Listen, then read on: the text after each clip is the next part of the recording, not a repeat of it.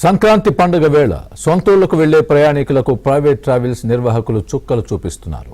పండుగ రద్దీని అవకాశంగా మలుచుకొని టికెట్ ధరల్ని అడ్డు అదుపు లేకుండా పెంచేశారు. సాధారణ రోజులతో పోలిస్తే 3 నుంచి 5 రెట్లు అధికంగా ఛార్జీలు వసూలు చేస్తూ సామాన్య ప్రయాణికుల జేబులకు చిల్లు పెడుతున్నారు. కొన్ని మార్గాల్లో అయితే బస్ ఛార్జీలు ఏకంగా విమాన టికెట్ల ధరలతో పోటీ పడుతున్నాయి. తెలుగు రాష్ట్రాల్లో సంక్రాంతి సందడి మొదలైంది. ఇప్పటికీ హైదరాబాద్, బెంగళూరు, చెన్నైలోని సాఫ్ట్వేర్ ఫీల్డ్లో టెకీలుగా పనిచేస్తున్న కోస్తావాసులు తమ సొంతూళ్లకు వెళ్లేందుకు సిద్ధమయ్యారు. అయితే ఇప్పటికే రైళ్లలో రిజర్వేషన్ జరిగిపోయి చాంతాడంత వెయిటింగ్ లిస్టులున్నాయి. పోనీ ఫ్లైట్స్లో వెళ్దామనుకున్నా అంత భారీ సంఖ్యలో విమానాలు లేవు. సీటింగ్ కెపాసిటీ కూడా తక్కువగా ఉంటుంది.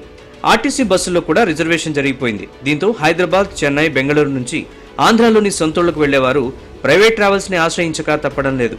దీంతో ఆ డిమాండ్ ని ప్రైవేట్ ట్రావెల్స్ సొమ్ము చేసుకుంటున్నాయి. అందిన కాడికి ఛార్జీలు వసూలు చేస్తూ ప్రయాణికులకు చుక్కలు చూపిస్తున్నాయి. హైదరాబాద్ నుంచి విశాఖపట్నం వెళ్లాలంటే స్లీపర్ బస్ టికెట్ ధర 8,000 రూపాయలు పలుకుతుంది. మళ్లీ తిరిగి వెళ్లాలన్నా అదే స్థాయిలో టికెట్ ఛార్జీలు ఉంటున్నాయి. దీంతో ఒక్కొక్క కుటుంబం స్వగ్రామాలకు రావాలంటేనే 1,000 రూపాయలు టికెట్ల రూపంలో వెచ్చించాల్సి వస్తుందని పలువురు ఆందోళన చెందుతున్నారు. దీనికి తోడు ప్రైవేట్ ట్రావెల్స్ నిర్వాహకులు ఇదే అదనుగా బస్టాండ్ ఎదురుగా తమ కార్యాలయాల్ని ప్రారంభించి పోటీగా బస్సుల్ని నడుపుతున్నారు. ఇక హైదరాబాద్ నుంచి విజయవాడకు సాధారణ రోజుల్లో 500 రూపాయలకు మించి ఛార్జీ ఉండదు. కానీ పండగ నేపథ్యంలో ఒక్కసారిగా 1,500 పెంచేయడం గమనార్హం. ఇక బెంగళూరు నుంచి విశాఖకు 4,500 రూపాయల ధర పలుకుతోంది. ప్రస్తుతం ఉన్న ధర ఇది. పండగకి ముందు రోజుల్లో ఈ ధర మరింత పెరిగే అవకాశం కనిపిస్తోంది. ఇప్పటికైనా ప్రభుత్వాలు స్పందించి ప్రైవేట్ ట్రావెల్స్ దోపిడీని అరికట్టాలని ప్రయాణికులు కోరుతున్నారు.